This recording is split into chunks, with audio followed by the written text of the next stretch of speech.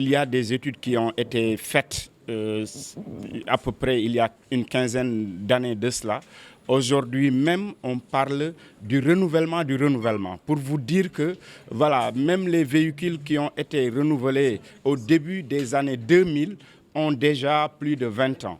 Donc, il fallait se regrouper, se retrouver pour voir les mesures urgentes à prendre dans le court moyen terme parce que, voilà, comme nous le savons tous, il y a une trentaine d'années de cela, nos routes étaient accidentogènes, mais avec l'émergence des infrastructures, le BRT, le TER, il y a une réduction des accidents. Maintenant, on a de très bonnes routes, on a des autoponts, on a des infrastructures vraiment très modernes, parfois qu'on ne retrouve pas dans les autres pays, notamment ceux du Nord.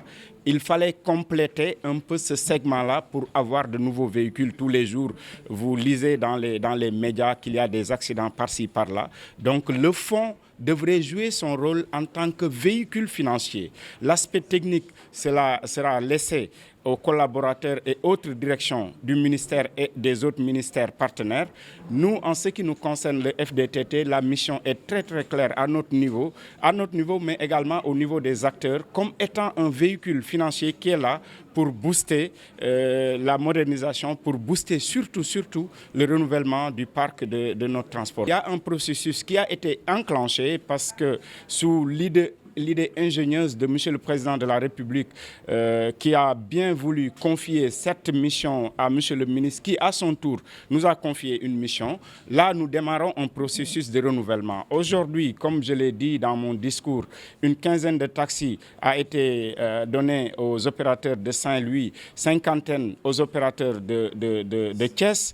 Aujourd'hui, nous sommes en train de travailler sur 2000 taxis pour moderniser avec notamment Seine-Iran. Nous sommes en train de travailler sur un projet de 1000 et quelques gros porteurs. Nous sommes en train de travailler sur 100 taxis banlieues, donc les taxis verts communément appelés verts blancs.